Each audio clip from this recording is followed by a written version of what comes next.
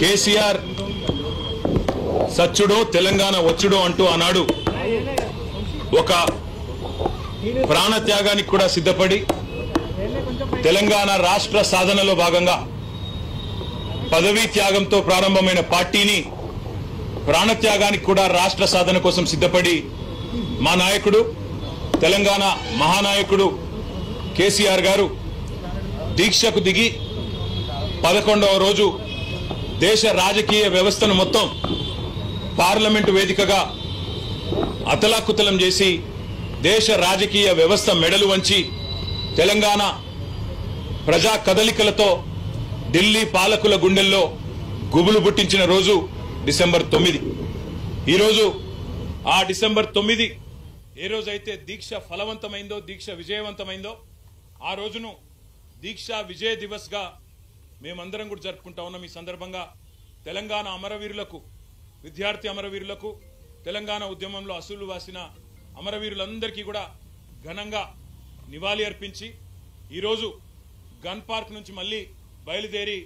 Assembly సమావేశాలకి BRS party సభ్యులందరం కూడా, శాసనసభ్యులు, శాసన మండలి సభ్యులందరం కూడా వెళ్లబోతా ఉన్నాం. ఈ సమావేశాల్లో ప్రజా గొంతుకై రాష్ట్ర ప్రజల తరపున రాష్ట్రంలో నెలకొని ఉన్న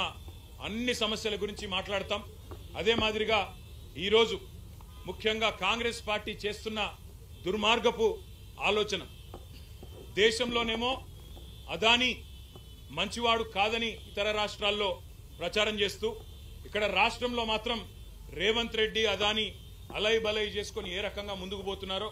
ఏ రకంగా ఒకవైపు రాహుల్ గాంధీ ఢిల్లీలో అదేవిధంగా ఇతర రాష్ట్రాల్లోనేమో అదానీ మీద దుర్మార్గ ప్రచారం చేస్తూ ఇక్కడ మాత్రం అదానీ మంచివాడు అన్నట్టుగా నటిస్తున్నారో ఆ ద్వంద్వ ప్రమాణాలను కూడా ఎండగట్టడానికే ఈరోజు ఈ రకంగా అదానీ రేవంత్ ఒకటై